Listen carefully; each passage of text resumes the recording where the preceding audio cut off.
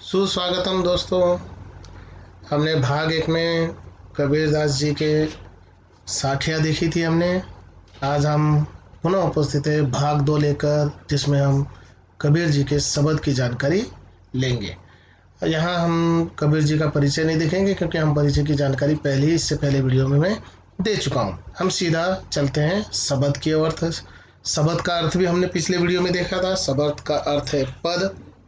जैसे मीराबाई के पद प्रसिद्ध है, जैसे सूरदास के पद प्रसिद्ध है, ठीक उसी प्रकार से यहाँ कबीर के शब्द प्रसिद्ध।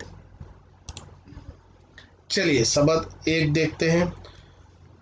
मोको कहाँ ढूंढे बंदे, मोको कहाँ ढूंढे बंदे, मैं तो तेरे पास में, मोको कहाँ ढूंढे बंदे, मैं तो तेरे पास में।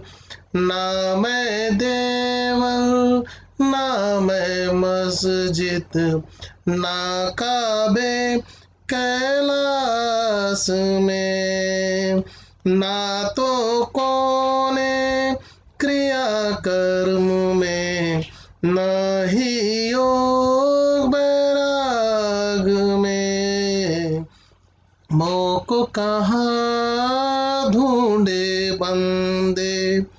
खोजी होए तो तुरंत ही मिली हो, पल भर की तलाश में, मोको कहाँ ढूंढे बंदे।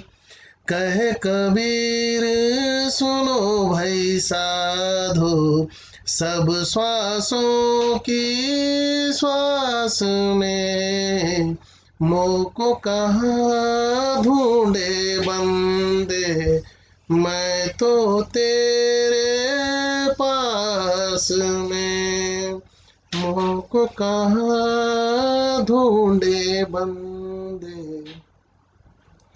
बड़ा ही सुंदर पद है कबीरदास जी का।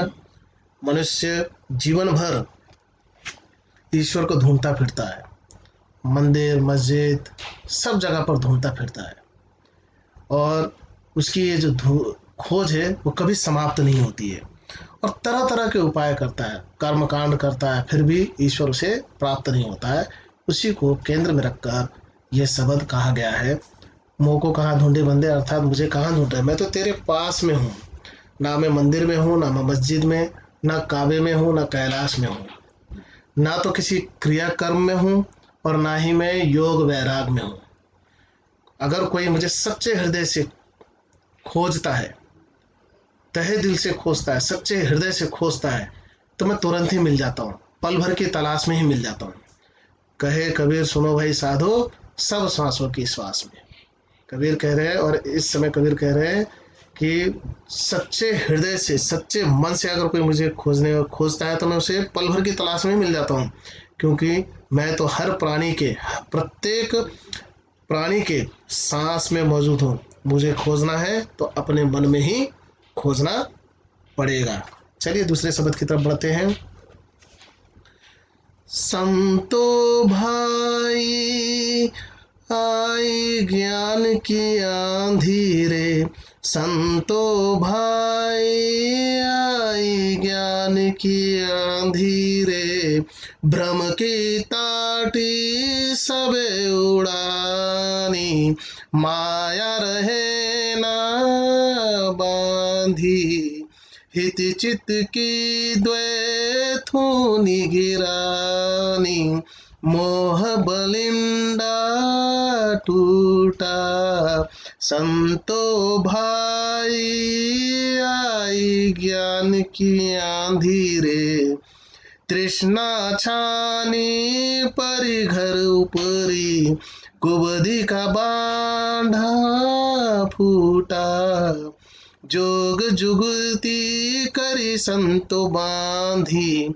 निर्चुचुए ना पानी, कूड़ कपट काया का निकस्या, हरि की गति जब जानी, आंधी पीछे जो जल बूठा, प्रेम हरिजन भीना, कहे कबीर भान के प्रगटे, उदित भया तम खीना, संतो भाई आई ज्ञान की आंधी रे।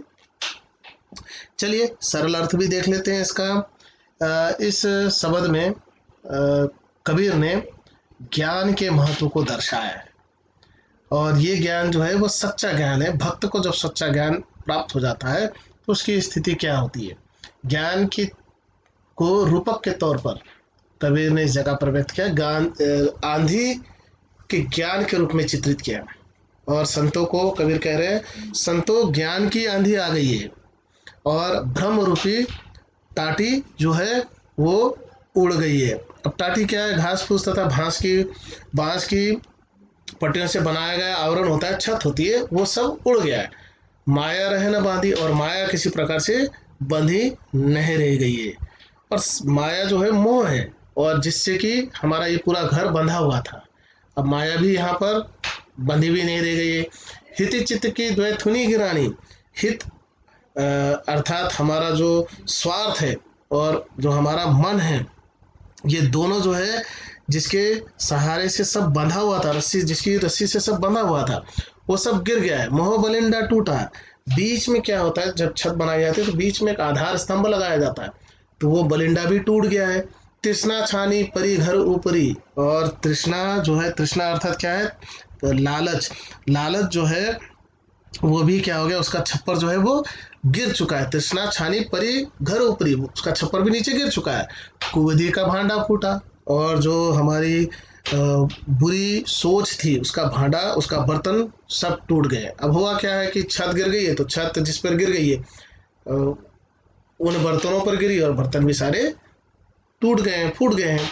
हम जानते हैं कि मिट्टी के बर्तन हुआ करते थे उस समय। तो जोग जुगती करे संतो बांधी, संतों ने बड़े प्रयास से, बड़े मजबूती से इस छप्पर को बनाया था, इसको बांधा था। निर्चु चुए न पानी, जिससे कि किसी प्रकार का पानी अंदर चू ना सके।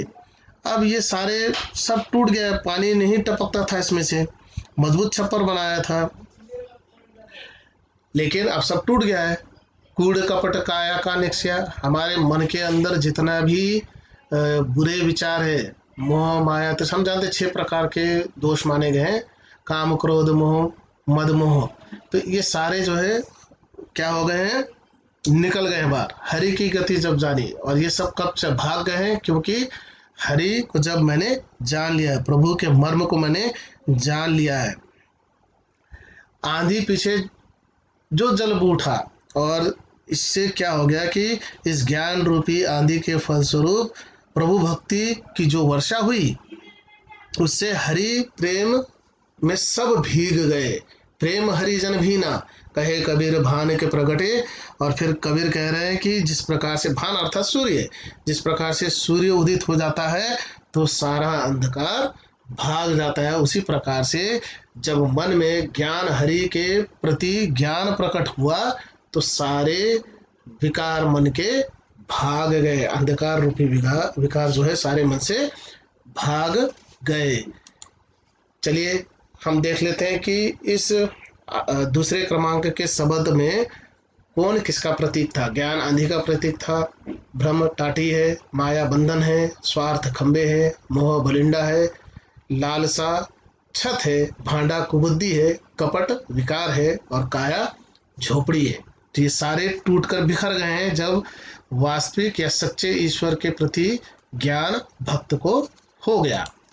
शब्दार्थ देख लेते हैं। थूनी स्तंभ या टेक, बलिंडा छप्पर की मजबूत मोटी लकड़ी, छानी छप्पर, भांडा फूटा भेद खुल गया, निर्चु थोड़ा भी चूता है या उसमें से टपकता है पानी, बूढ़ा बरसा, खीना क्षीण हुआ, टाटी टट्टी पर्दे के लिए लगाए हुए बांस आदि की फट्टियों का पल्ला।